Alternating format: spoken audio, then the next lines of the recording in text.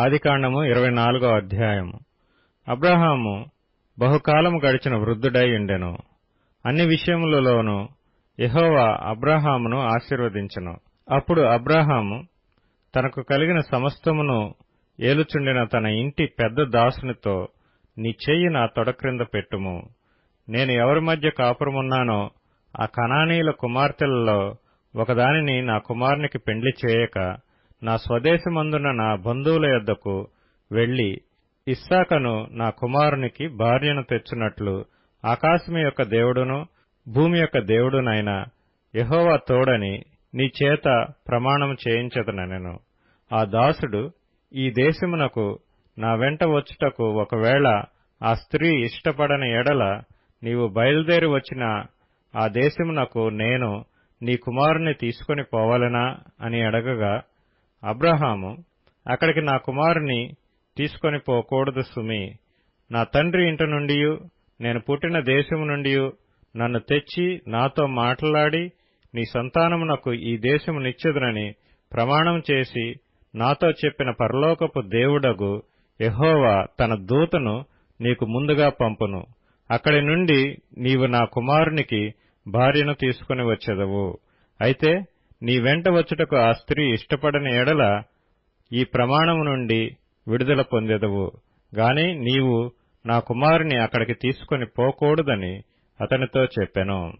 ఆ దాసుడు తన యజమానుడగు అబ్రాహాము తొడ క్రింద చెయ్యి పెట్టి ఈ సంగతి విషయమై ప్రమాణం చేసెను. అతడు తన యజమానుని ఒంటెలలో 10 ఒంటెలను, తన యజమానుని ఆస్తిలో శ్రేష్టమైన నానా విధములగు వస్తువులను తీసుకొని పోయెను. అతడు లేచి ఆరామ్న హరాయిములోనున్న నాహోరు పట్టణము చేరి సాయంకాలమందు స్త్రీలు నీళ్లు చేదుకొనవచ్చు వేళకు ఆ ఊరి బయటనున్న నీళ్లబావి యొద్ద తన ఒంటెలను మోకరింపచేసి ఇట్లనెను, నా యజమానుడగు అబ్రాహాము దేవుడువైన యెహోవా, నేను వచ్చిన కార్యమును త్వరలో సఫలం చేసి నా యజమానుడగు అబ్రాహాము మీద అనుగ్రహము చూపుము. చిత్తగించుము, నేను ఈ నీళ్ల ఊట యొద్ద నిలుచుచున్నాను. ఈ ఊరి వారి పిల్లలు నీళ్లు చేదుకొనుటకు వచ్చుతున్నారు. కాబట్టి నేను త్రాగునట్లు నీవు దయచేసి నా కడవను వంచుమని నేను చెప్పగా, నీవు త్రాగుము, నీ ఒంటెలకును నీళ్లు పెట్టెదనని ఏ చిన్నది చెప్పునో ఆమెయే నీ సేవకుడైన ఇస్సాకు కొరకు నీవు నియమించినదై ఉండునుగాక. అందువలన నీవు నా యజమానుని మీద అనుగ్రహము చూపితివని తెలుసుకుందుననెను. అతడు మాట్లాడుట చాలింపక ముందే అబ్రాహాము సహోదరుడైన నాహోరు భార్యయగు మిల్కా కుమారుడైన బెతూయేలుకు పుట్టిన రిబ్కా కడవ భుజం మీద పెట్టుకొని వచ్చెను. ఆ చిన్నది మిక్కిలి చక్కనిది. ఆమె కన్యక, ఏ పురుషుడునూ ఆమెను కూడలేదు.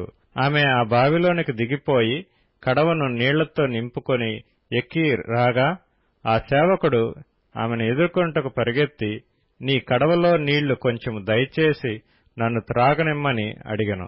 అందుకామె, అయ్యా త్రాగుమని చెప్పి త్వరగా తన కడవను చేతిమీదకి దించుకుని అతనికి దాహమిచ్చెను. మరియు ఆమె అతనికి దాహమిచ్చిన తరువాత, నీ ఒంటెలు త్రాగుమట్టుకు వాటికిని నీళ్లు చేదిపోయేదునని చెప్పి త్వరగా గాడిలో తన కడవ కుమ్మరించి తిరిగి చేదుటకు ఆ బావికి పరిగెత్తుకొని పోయి అతని ఒంటెలన్నిటికీ నీళ్లు చేదిపోసెను.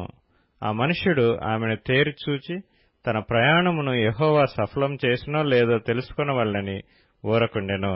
ఒంటెలు త్రాగుట అయిన తరువాత ఆ మనుష్యుడు 1/2 తులము ఎత్తుగల బంగారపు ముక్కు కమ్మిని, ఆమె చేతులకు 10 తులములు ఎత్తుగల 2 బంగారు కడియములను తీసి, నీవు ఎవరి కుమార్తెవు? దయచేసి నాతో చెప్పుము. నీ తండ్రి ఇంట మేము ఈ రాత్రి బస చేయుటకు స్థలమున్నదా అని అడిగెను. అందుకామె, నేను నాహోరుకు మిల్కా కనిన కుమారుడగు బెతూయేలు కుమార్తెనెనెను.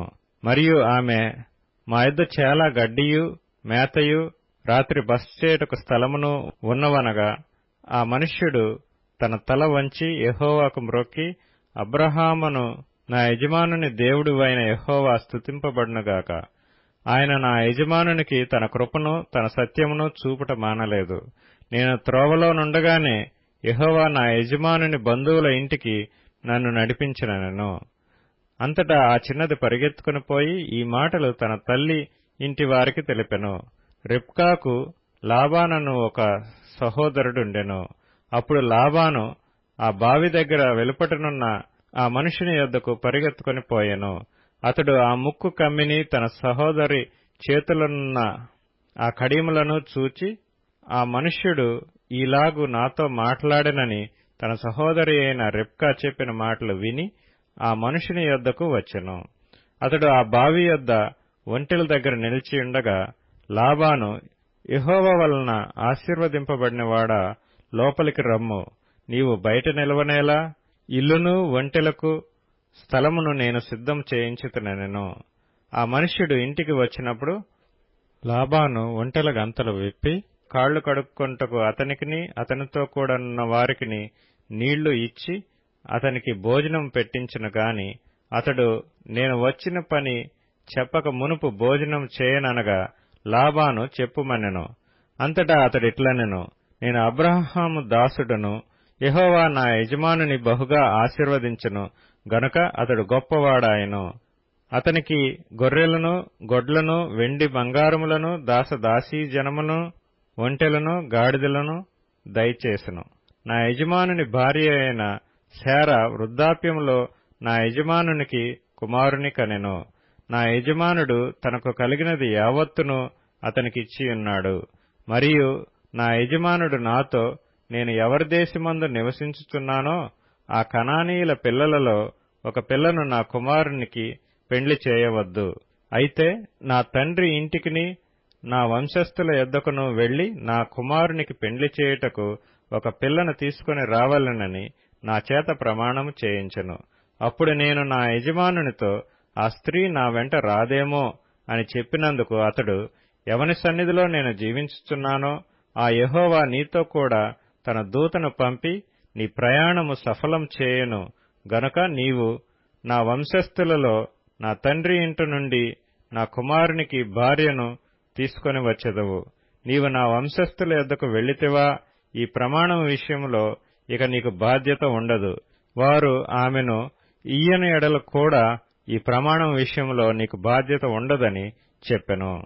నేను నేడు ఆ బావి యొద్దకు వచ్చి అబ్రాహామును, నా యజమానుని దేవుడవైన యెహోవా నా ప్రయాణమును నీవు సఫలం చేసిన ఎడల నేను ఈ నీళ్ల బావి యొద్ద నిలిచియుండగా నీళ్లు చేదుకొంటకు వచ్చిన చిన్నదానితో నేను, నీవు దయచేసి నీ కడవలో నీళ్లు కొంచెం నన్ను త్రాగనిమ్మని చెప్పునప్పుడు నీవు త్రాగుము, నీ ఒంటెలకును చేదిపోయేదనని ఎవతి చెప్పునో ఆమెయే నా యజమానుని కుమారునికి యెహోవా నియమించిన పిల్లయ్యుండునుగాకని మనవి చేసుకొంటిని.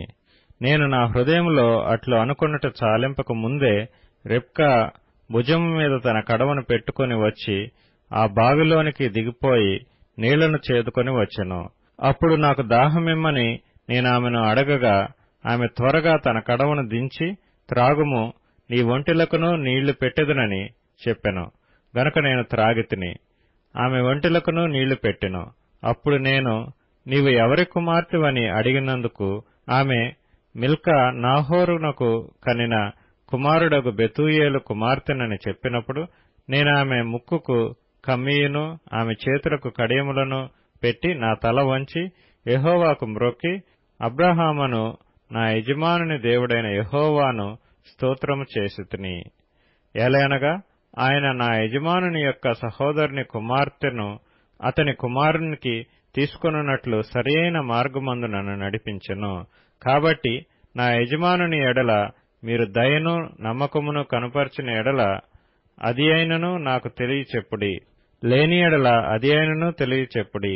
అప్పుడు నేనెటుపోవలనో అటు పోయేదనగా లాబానును బెతూయేలును, ఇది యెహోవా వలన కలిగిన కార్యము, మేమైతే అవునని గాని కాదని గాని చెప్పజాలము. ఇదిగో రిబ్కా నీ ఎదుటనున్నది, ఆమెను తీసుకొని పొమ్ము. యెహోవా సెలవిచ్చిన ప్రకారము ఈమె నీ యజమానుని కుమారునికి భార్య అగునుగాకని ఉత్తరమిచ్చిరి. అబ్రాహాము సేవకుడు వారి మాటలు విని యెహోవాకు సాష్టాంగ నమస్కారం చేసెను. తరువాత ఆ సేవకుడు వెండి నగలను, బంగారు నగలను, వస్త్రములను తీసి రిబ్కాకు ఇచ్చెను. మరియు అతడు ఆమె సహోదరునికిని తల్లికిని విలువగల వస్తువులు ఇచ్చెను. అతడును అతనితో కూడానున్న మనుష్యులను అన్నపానములు పుచ్చుకొని అక్కడ ఆ రాత్రి అంతయు నుండిరి. ఉదయమున వారు లేచినప్పుడు అతడు, నా యజమానుని యొద్దకు నన్ను పంపించుడని చెప్పగా, ఆమె సహోదరుడును ఆమె తల్లియు, ఈ చిన్నదాని 10 దినములైనను మా యొద్ద ఉండనిమ్ము, ఆ తరువాత ఆమె వెళ్లవచ్చునండ్రి. అప్పుడతడు, యెహోవా నా ప్రయాణమును సఫలం చేసిన గనుక నాకు తడవు కానీయక నన్ను పంపించుడి, నా యజమానుని యొద్దకు వెళ్ళెదనని చెప్పినప్పుడు, వారు ఆ చిన్నదానిని పిలిచి ఆమె ఏమనునో తెలుసుకుందామని చెప్పుకొని రిబ్కాను పిలిచి, ఈ మనుషునితో కూడా వెళ్ళెదవా అని ఆమెనడిగినప్పుడు వెళ్ళెదననెను. కాబట్టి వారు తమ సహోదరి అయిన రిబ్కాను, ఆమె దాదిని, అబ్రాహాము సేవకుని, అతనితో వచ్చిన మనుషులను సాగనంపినప్పుడు వారు రిబ్కాతో, మా సహోదరి, నీవు వేలకు తల్లివగుదువుగాక, నీ సంతతి వారు తమ పగవారి గవినిని స్వాధీనపరచుకొందురుగాక అని ఆమెను దీవింపగా, రిబ్కాయు ఆమె పనికత్తెలను లేచి ఒంటెలనెక్కి ఆ మనుషుని వెంబడి వెళ్ళిరి. అట్లు ఆ సేవకుడు రిబ్కాను తోడుకొని పోయెను. ఇస్సాకు బెయేర్ లహోయి రోయి మార్గమున వచ్చి దక్షిణ దేశమందు కాపురముండెను. సాయంకాలమున ఇస్సాకు పొలములో ధ్యానింప బయలువెళ్లి కన్నులెత్తి చూచినప్పుడు ఒంటెలు వచ్చుచుండెను. రిబ్కా కన్నులెత్తి ఇస్సాకును చూచి ఒంటె మీద నుండి దిగి, మనల్నెదుర్కొంటకు పొలములో నడుచుచున్న ఆ మనుష్యుడెవరని దాసుని నడగగా, అతడు, ఇతడు నా యజమానుడని చెప్పెను గనుక ఆమె ముసుగు వేసుకొనెను. అప్పుడా దాసుడు తాను చేసిన కార్యములన్నీయు ఇస్సాకుతో వివరించి చెప్పెను. ఇస్సాకు తల్లి అయిన శారా గుడారములోనికి ఆమెను తీసుకొని పోయెను. అట్లు అతడు రిబ్కాను పరిగ్రహింపగా ఆమె అతనికి భార్య ఆయెను. అతడు ఆమెను ప్రేమించెను.